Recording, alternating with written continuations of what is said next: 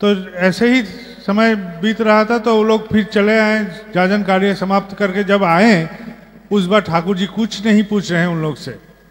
कहाँ गए थे, क्या जाजन हुआ, क्या कथा हुआ, कहाँ ठहरे थे, कहाँ खाए, क्या खाए, सब कुछ जैसा एक बाप अपने बेटे से पूछता था वैसा नहीं पूछे ठाकुर जी, मौन रहे। उन लोग को बहुत व्याकुलता हो रही थी कि ठाकुर जी क्यों नहीं पूछ रहे हैं हम लोग के, हम जब आए हैं लौट के तो ठाकुर जी क्यों नहीं पूछे हमसे, क्यों नहीं जानकारी लेना चाह रहे हैं हमसे, हमसे ऐसे खफा क्यों हैं। वो लोग को लगा कि ठाकुर जी कुछ रुष्ट हुए हैं उन पर। तो कुछ दिन बाद ठाकुर जी अचानक पूछे कि तुम लोग गए तो क्या क्या हुआ। तो वो लोग व्याकुलता से ऐसे अधीर थे कि वो लोग सब बयान किए। तो बोले क्या हुआ, मतलब देश में बहुत जागृति हो रही है, जहाँ जहाँ आपका बात बोल रहे हैं, ठाकुर जी दया की बात बोल रहे हैं, सब में जागृति आ रही है, सब में बदलाव आ रहा है, सब में चिंतन में कुछ बदलाव सा आ रहा है, वो लोग ऐसे महसूस कर रहे हैं। तो बोले हम जो आदमी को तुम लोग के साथ जोड़ दिए थे उसको दोबारा क्यों नहीं लिया गया। अरे ठाकुर जी उसका चोरी का आदत है, हम सबका कुछ न कुछ वो हाथापाई करके हथिया लिया था, तो इसलिए इस बार उसको हम लोग नहीं ले गए। तो ठाकुर जी बोले कि तुम बोल रहे हो कि मेरे बात से इतनी बदलाव आ रही है, इतनी परिवर्तन आ रहा है, सब में इतनी जागरूकता जा रही है, तो एक चोर को बदल नहीं सक रहे हो और तुम लोग बोल रहे दुनिया को बदलने चले हो। यही है हमारे ठाकुर जी, जो समाज में स्थान नहीं पाते हैं उनको भी वो सहारा देते हैं। गोभी का खेती करता था आश्रम के किनारे एक आदमी, तो गोभी चोरी होता था, फूल गोभी चोरी होता था उसका।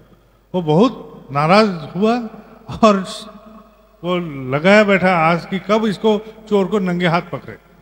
तो नंगे हाथ पकड़ने के लिए वो दाव खोज रहा था, इस वक्त वो चोर चोरी करने आया तो चोर को पकड़ लिया, सीधा ले गया ठाकुर जी के पास। जब ठाकुर जी के पास ले गया, ठाकुर जी तो अब विचार में बैठे हैं। ठाकुर जी बोले कि क्या चोरी हुआ है, बोला गोभी चोरी हुआ। बोला ठीक है, बीच बीच में इसको एक हाथ गोभी दे देना। अब जो पकड़ा उसी को ठाकुर जी बोल रहे हैं एक गोभी तुम इसको चोर को ही देते रहना बीच बीच में। अब गुरु का निर्देश था, तो जब भी उसको मुलाकात होता था तो एक आध गोभी दे देता था। कुछ दिन बाद ठाकुर जी पूछे, हम जो बोले तुम्हारा मन दुखित हुआ? बोला हाँ ठाकुर जी बहुत दुखित हुआ। बोला जे कितनी गोभी दिए हो तुम इसको? बोला 4-5 दिए हैं। कितने दाम होगी? तब तो सब चीज का दाम बहुत सस्ते है। तो बोला 4-5 पैसा का होगा शायद। बोला ये 4-5 पैसा का भाव ज्यादा है ना, एक आदमी चोर बन रहा है वो ज्यादा है। ये है ठाकुर जी का विचार। तो कुछ दिन पहले की बात है, वो आदमी अब नहीं रहे। वो आदमी थे एक डकैत, वो डकैती करते थे। वो एक जंगल के किनारे डकैती करते थे, उस रास्ते से जो भी भटकता था उसको डकैती करते थे। आपने बौद्ध कथा में पढ़े होंगे या सुने होंगे अंगुली माल की कहानी, जो उंगली काट के माला बना के पहन लेता था, वैसा ही वो डकैत था। वो डकैती करता था, आदमी सबको पकड़ के उसका लूटता था, हरण करता था। अब एक बार ऐसा मौका हुआ कि उस रास्ते से एक ऋतिक दादा गुजर रहे थे। अब ऋतिक दादा को वो पकड़ लिया और उस रास्ते से कोई जाएगा तो उस छोड़ता नहीं, बोला कुछ ना कुछ इससे हासिल करना ही है। तो ऋतिक दादा बोले मेरे पास तो कुछ नहीं है, खाली गुरु का मंत्र है, इसको हम दे देते हैं तो तुम्हारा मंगल ही मंगल हो जाएगा। तो डकैत सोचा कुछ नहीं मिल रहा तो मंत्र ही शायद एक तो ले लेते हैं। उसने उस ऋतिक दादा के चंगुल में पड़ गए और दीक्षा भी हो गई उसका। अब डकैत का दीक्षा, डकैत को एक ठाकुर जी का फोटो दिया गया। ऋतिक दादा ने बोला इस फोटो को रखो, इसको पूजा पाठ करना, स्मृति जो सब कुछ समझाया, लेकिन वो तो स्मृति करने वाला भी नहीं था, कुछ नहीं था। फोटो उसको बहुत पसंद आया, एक गाज का जो कटोरा था उसमें उसको रख दिया, एक गाज का जो छेद था उसमें रख दिया ठाकुर जी का फोटो, और वहां जब भी डकैती करने जाता था एक धूप कट्टी या अगरबत्ती लगा लेता था, वो अगरबत्ती जला के ठाकुर जी को प्रणाम करके डकैती करने निकलता था, और डकैत का ठाकुर जी बन गए। वो हमारा ठाकुर जी डकैत का ठाकुर जी बन गए। अब हुआ क्या, वो तो डकैती करता ही जाता था, उसका ऐसा भावना का कोई परिवर्तन भी नहीं हुआ। तो वहां एक फॉरेस्ट रेंजर तब्दीली से वहां पहुंच गए। अब पहुंच जब गए तो सुने कि इस क्षेत्र का सबसे भयंकर प्राण है वो आदमी, और उसको कान में ये भी आया कि वो दीक्षा भी लिया है, और एक गाज का एक वहां छेद है, वहां ठाकुर जी को फोटो रखता है, वहां अगरबत्ती जला के वो डकैती करने निकलता है।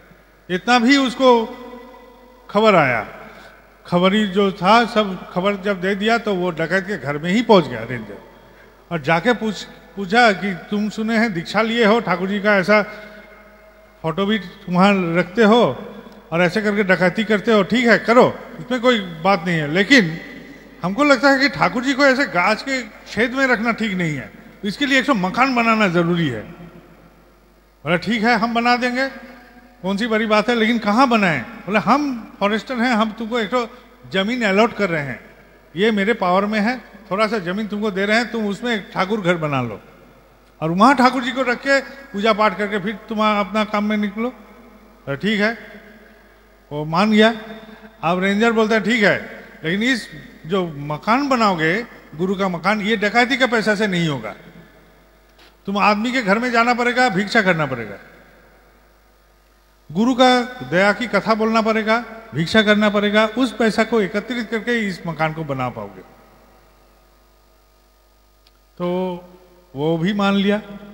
अब वो घर घर में जाता था, ठाकुर जी के दया का कथा बोलता था, और बोलते बोलते वो भिक्षा भी करता था कि देखिए मैं अपना गुरु के लिए एक तो घर बनाना चाहता हूँ, मंदिर बनाना चाहता हूँ, एक तो केंद्र बनाना चाहता हूँ, आप हमको मदद कीजिए। सब कोई कुछ ना कुछ दे देता था। वो क्रम में उस ठाकुर घर बन गया, ठाकुर घर बन गया, ठाकुर जी प्रतिष्ठित हो गए, लेकिन उस आदमी का संपूर्ण परिवर्तन हो गया। वो अब डकैती नहीं करता था, वो ठाकुर जी की दया की कथा बोलता था।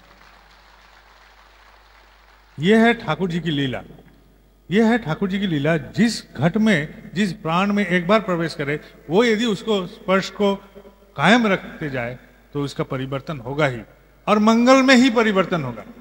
वो आचार्य देव के पास आता था, वो आदमी बाद में भी आता था, नाट मंडप के बाहर से बहुत चिल्ला चिल्ला के बोलता था, अपनी कथा बोलता था, और आचार्य देव बोलता है इधर आके बोलो, सामने में आके बोलो। वो बोलता है इस जन्म में हम बाहर से ही बोलते हैं, अगले जन्म में हम वहां बैठेंगे, इस जन्म में बहुत ऐसा कार्यक्रम किए हैं कि वहां जाने की शक्ति नहीं है। उस आदमी का देहांत हो गया, लेकिन हम बोल रहे हैं एक परिवर्तन की कथा, एक आदमी का बदलाव की कथा। इस बदलाव कैसे संभव हुआ कि वो ठाकुर जी को स्पर्श किया, ठाकुर जी उनमें स्पर्श किए, इसलिए उनमें परिवर्तन हुआ। दया की कथा ऐसे बोला जा सकता है, सैकड़ों दया की कथा, सैकड़ों दया की कहानी बोला जा सकता है। इन दया की हम एहसास करते हैं, हम सब कोई एहसास करते हैं, कभी ना कभी दया हमारा जीवन में भी स्पर्श करता है, कभी कभी जागरूक होकर वो दर्शन देता है वो दया, लेकिन हम बयान नहीं करते हैं, हम मौन रहते हैं, हम कथा को अपना ही जहन में दफना के रख देते हैं, बोलते नहीं हैं। क्यों नहीं बोलते हैं? क्योंकि हम शर्म महसूस करते हैं कि हम किसी का दया के आभारी हैं। ईश्वर चंद्र विद्यासागर की एक कहानी है, वो बहुत दयालु थे, दया सागर विद्यासागर ऐसा बोलता था। तो कोई आदमी बोला कि वो आदमी आपका बहुत निंदा कर रहा है, एक आदमी के बारे में बोला कि वो आदमी विद्यासागर की बहुत निंदा कर रहा था। तो विद्यासागर महादेव ने कहा कि अरे मैं तो उसका कोई मदद नहीं किया कि वो मेरा निंदा करेगा, क्योंकि मदद करने से ही मैं किसी का आभारी हो जाता हूं, और मैं किसी का आभारी नहीं रहना चाहता हूं, इसलिए हम उसका आभारी नहीं हूं, इसलिए उसका बयान नहीं करता हूं, या तो निंदा कर देता हूं। और ठाकुर जी मेरे से जो दया दान करते हैं, उस दया का भी कथन नहीं करता हूं कि वो ठाकुर जी से मिला है, बोलने में शर्माते हैं। इस शर्म को पहले हटाइए, अपने मन से हटाइए। कोशिश कीजिए कि जो भी है आपके भीतर में ठाकुर जी। आप जानते हैं कुछ साल पहले कलकत्ता में डियोगो माराडोना नाम का एक फुटबॉलर आया था। उसने अपने वक्तृता में एक शब्द कहे थे, मैं क्षुद्र ईश्वर हूं। क्षुद्र ईश्वर, संपूर्ण ईश्वर नहीं, ईश्वर का एक छोटा सा हिस्सा हूं। बड़ी बात है, छोटी सी हिस्सा। मैं जो ईश्वर का एक हिस्सा हूं, ये एहसास करना बहुत बड़ी बात है। मैं एहसास कर सकता हूं कि मैं ईश्वर का एक हिस्सा हूं। अंग्रेजी में एक कहावत है कि ईश्वर ने हमको उनके ही प्रतीक रूप से पैदा किए हैं, प्रतीक रूप से पैदा किए हैं, of his own image. God created human as his own image.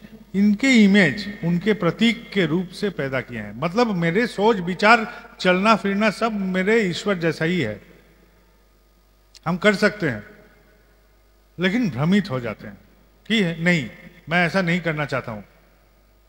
चंद दिन पहले मेरे एक मित्र ने एक कथा बोला कि एक आदमी व्यवसाय करके लौट रहा था।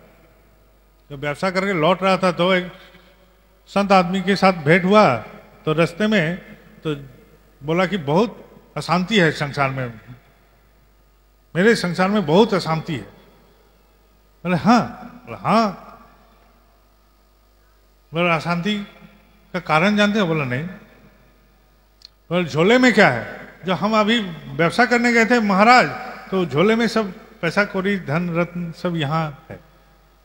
तो महाराज सुनते सुनते अचानक झोला पकड़ के दौड़ना शुरू कर दिया। आज जब झोला पकड़ के दौड़ रहा है तो वो आदमी जो महाराज के पास गया था वो भी दौड़ रहा है पीछे पीछे। बोले झोला उसको हासिल करना ही है, क्योंकि उसमें उसका धन संपत्ति था।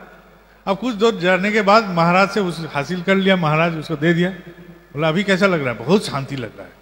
तो जिससे मेरा अशांति पैदा होता है, हम उसी को पाकर बोलते हैं नहीं, इसी में शांति है। और जिससे शांति हो सकता है उसे शांति नहीं पाते हैं, उसे शांति नहीं पाते हैं, क्योंकि तो वो आराम देता है। तो आराम से हम खुश नहीं होते हैं। अखबार में कोई ऐसा खबर नहीं मिलता है जो पॉजिटिवली हमको अच्छा ही दे। जहां जहां बुराई है उसे भरा रहता है अखबार। जहां जहां ठीक नहीं है, असम है, वही है खबर। जहां समता है, ये सुख में है, ये खबर नहीं हो सकता। ये आनंद में है, ये खबर नहीं। ये निरानंद में है, खबर है। ये सच्चाई के पथ पर चल रहा है, ये खबर नहीं है। ये बुराई के पथ पर चल रहा है, ये खबर है। समझ लीजिए, बात को समझिए कि हम लोग बुराई में इतना दिलचस्पी रखते हैं कि ये खबर होता है। तो बुराई कभी दिलचस्पी का पैगाम नहीं दे सकता है। हम ईश्वर के लिए उत्सव कर सकते हैं। आज क्या उत्सव हो रहा है? किसके नाम से? ठाकुर जी के नाम से। तो ईश्वर के लिए उत्सव होता है, लेकिन शैतान के नाम से कभी उत्सव अब अटेंड किए हैं? कहीं नहीं होता है।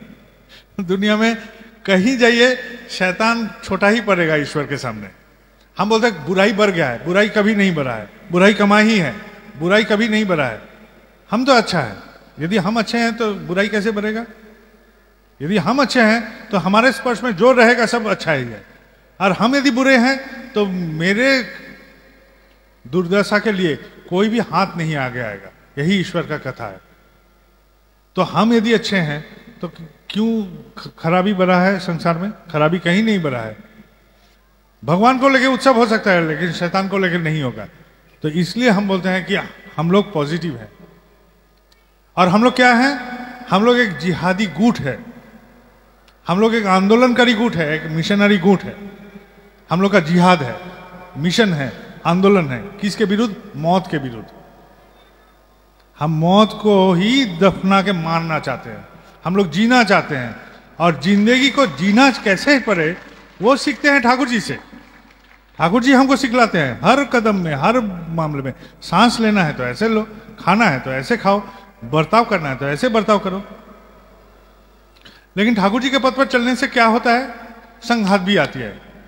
संघात बिना विवर्तन नहीं होता है, विज्ञान ऐसा बोलता है।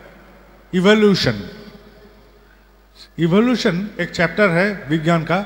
उस कथा का मूल बात है कि संघात से ही विवर्तन बात का सूचना हुई है। एक आदमी जो था, हम थे पहले होमो इरेक्टस से, वहां से हो गए होमो सेपियंस। ठीक है, ये जो क्रम है, ये जो बदलाव है, ये क्रम और बदलाव एक समय से नहीं हुआ, ये सामाजिक परिवेश का संघात से, हमारा विवर्तन से आज इंसान हुए हैं। हम लोग बोलते हैं समुद्र मंथन से उठा था अमृत। अमृत क्या था? यदि सोचे, थोड़ा सा दिमाग लगाएं तो अमृत था, सिर्फ जो हम नमक खाते हैं वही था अमृत।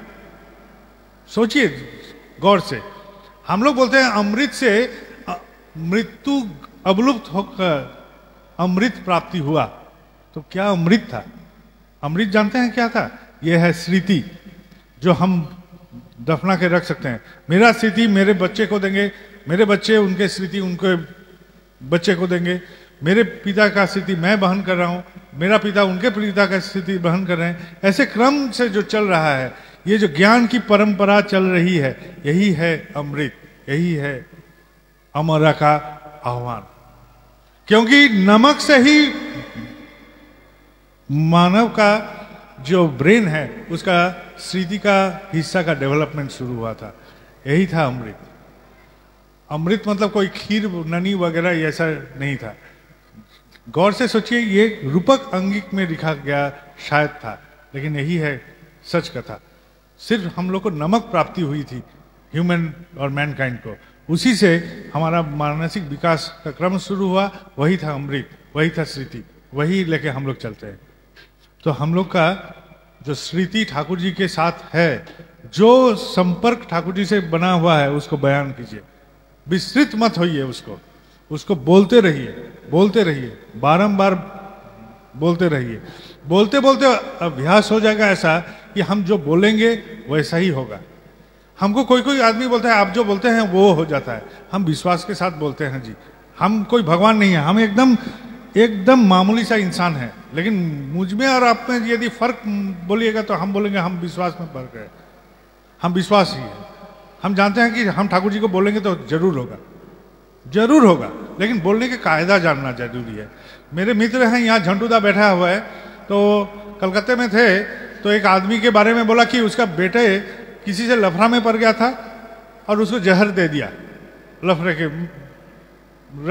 के बाद वो लोग क्या उसको बहकावट में बुला लिया और बहकावट में उलझा के कहीं इधर उधर करके जहर पिला दिया। अब वो कोमा में चला गया।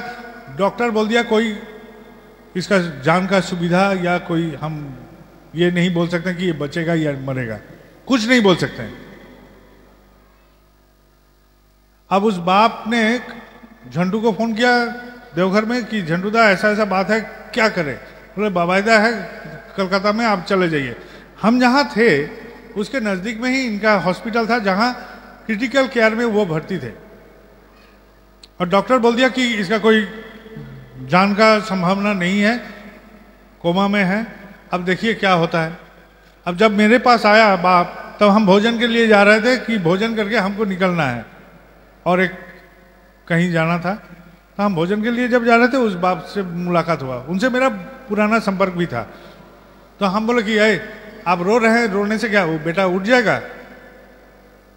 तो ऐसा बैठे रहा। तो हम बोले देखिए आप बाप हैं, दिल में हाथ रखे बोले तो बेटा जिएगा कि मरेगा? बोले कोई आशा नहीं देख रहे हैं। बोले डॉक्टर वो तो भगवान है। बोले तो वो क्या बोल रहे हैं? बोले वो भी बोला कोई आशा नहीं है। तो सब निराशा? बोला हाँ। तो आप जानते हैं कि वो मरेगा? बोला हाँ मरेगा। तो आप ठाकुर जी के पास जाइए और दिल से बोलिए ठाकुर जी जो उसके लिए मंगल होगा वही आप कर दीजिए, हम उसका जान भिक्षा नहीं करेंगे, आपसे कुछ मांगेंगे नहीं। आप जो इस बच्चे के लिए मंगल है उसी को कर दीजिए और उसके प्राण भिक्षा मत कीजिए, कुछ नहीं बोलिए। अब ठाकुर जी के पास बोले दिल से बोलिए, जो होगा देखा जाएगा। शाम को खबर दिया, उठ के खड़ा हो गया बैठ रहा और बोलता है माँ मुझे भूख लगी है, माँ मुझे भूख लगी है, मुझे कुछ खाने दो। तो कोमा में था, शाम को खड़ा होता है, बोलता है कि हमको मूढ़ी दो या कुछ खाने दो।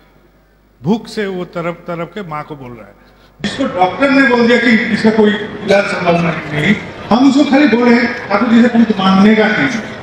हम लोग दरअसल बेटा का परीक्षा है, ठाकुर जी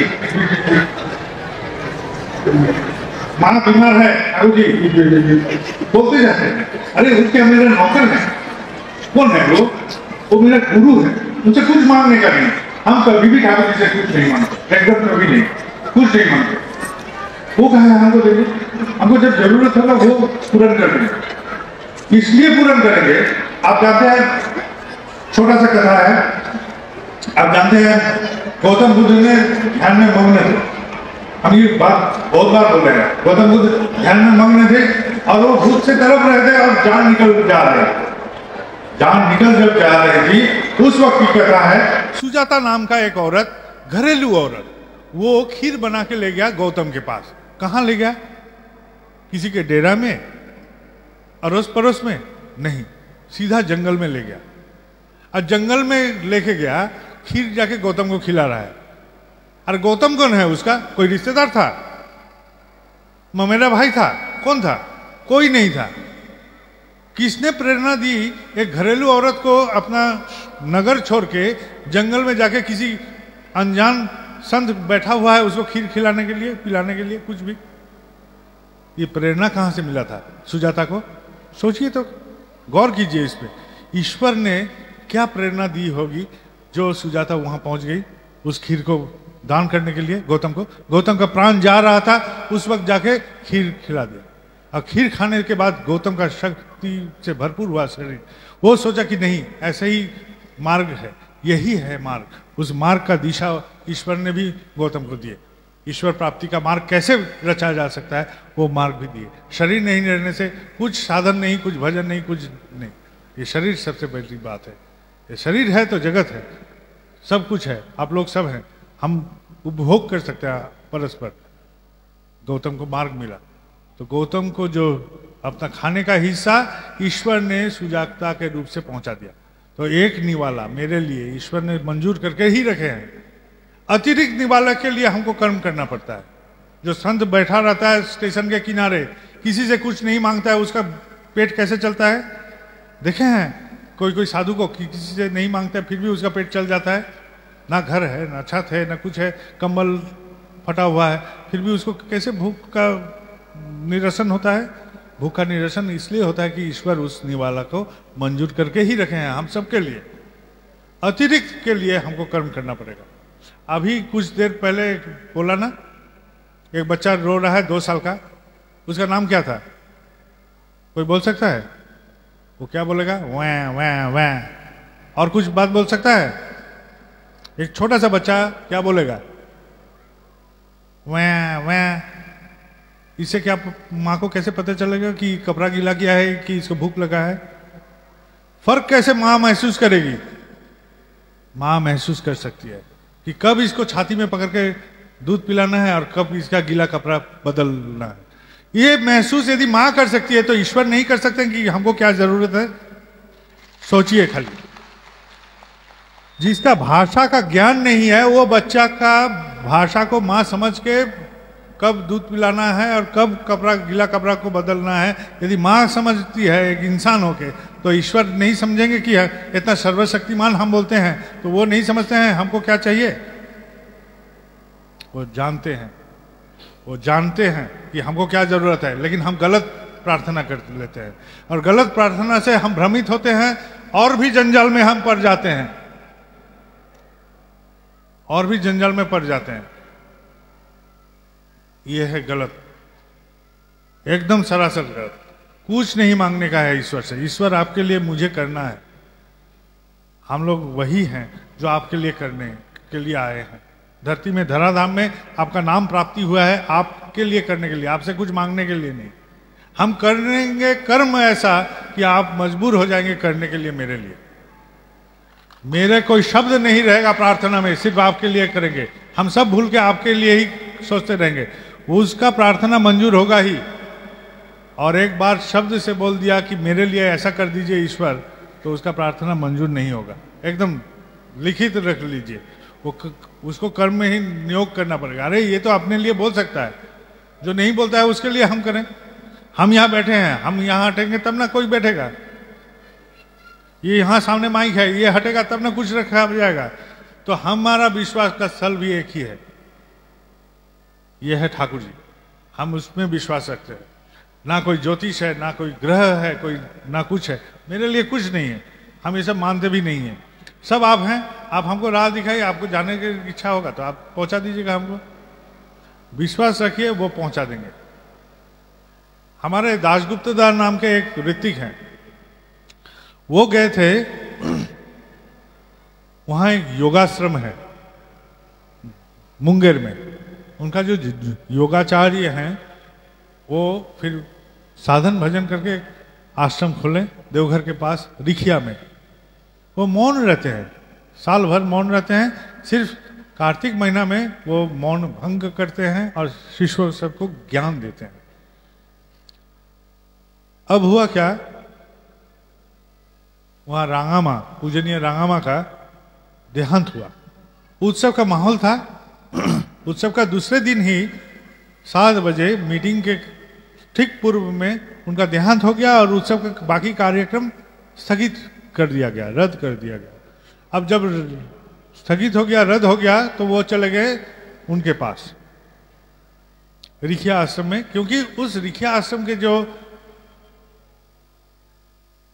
साधु थे वो कभी यौवन में भिलाई गए थे और वो शाकाहारी भोजी थे, और शाकाहारी भोजन का प्रबंधन वहाँ कहीं से नहीं हुआ।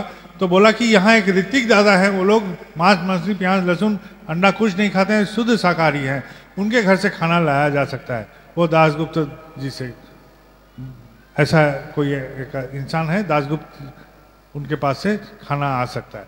तो दासगुप्त दादा ने उनका भोजन का प्रबंधन किया था भिलाई में। सालों बीत गए तो वो फिर बोले कि ठीक है, संपर्क जब बना था एक बार दोहरा के देखते हैं। देवघर जब आते ही हैं तो जाना नहीं संभव होता है आश्रम से, अब तो कार्यक्रम स्थगित है तो चलते हैं, देख के आते हैं। तो दासगुप्त दादा जब गए तो वो आदमी किसी से तब नहीं मिलते थे, शाम का शायद वक्त हुआ था, नहीं मिलते थे। तो उनके जो शिष्य थे वो लोग बोले कि नहीं, अभी मुलाकात नहीं होगा। तो दासगुप्त दादा एक कागज में लिखे, दासगुप्त फ्रॉम भिलाई, यही लिखे, बोला ये चीट खाली उनको दिखा दीजिए।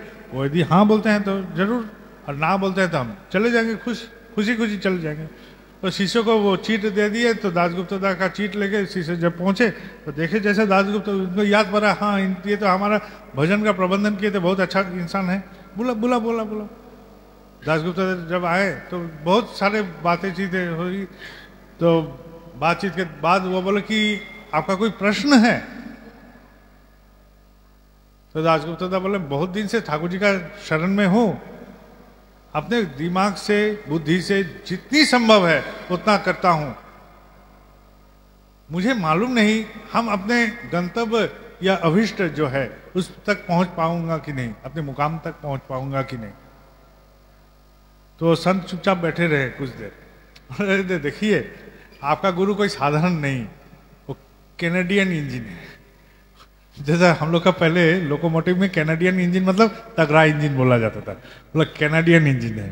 तो उनसे जुड़े रहिए, सब वो हल कर देंगे, सबका हल कर देंगे। आप खाली जुड़े रहिए उनसे, युक्त रहिए।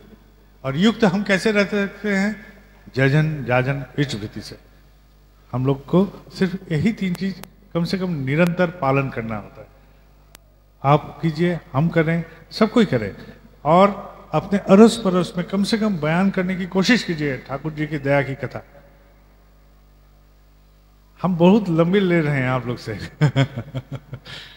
हाँ,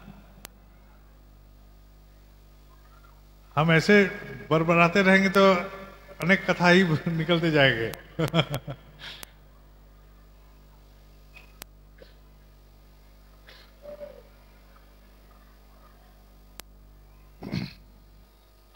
देवघर में एक ट्रेन उपासना एक्सप्रेस नहीं रुकती थी, अनन्या एक्सप्रेस नहीं रुकती थी। तो मेरे एक मित्र थे, उनको हम बोले कि जाके कैसे रुकने का एक कार्यक्रम किया जाए। देखो जसीडीह स्टेशन में रुकना है ये सब, क्योंकि गुरु भाई सबको आने में सुविधा होगी तब, क्योंकि एक शायद देहरादून वगैरह से आती है और एक हमारा वो जयपुर वगैरह से वहाँ से आती है। तो हम बोले कि उधर का गुरु भाई को सुविधा होगा यदि जसीडी में ये दोनों का स्टॉपेज हो जाए।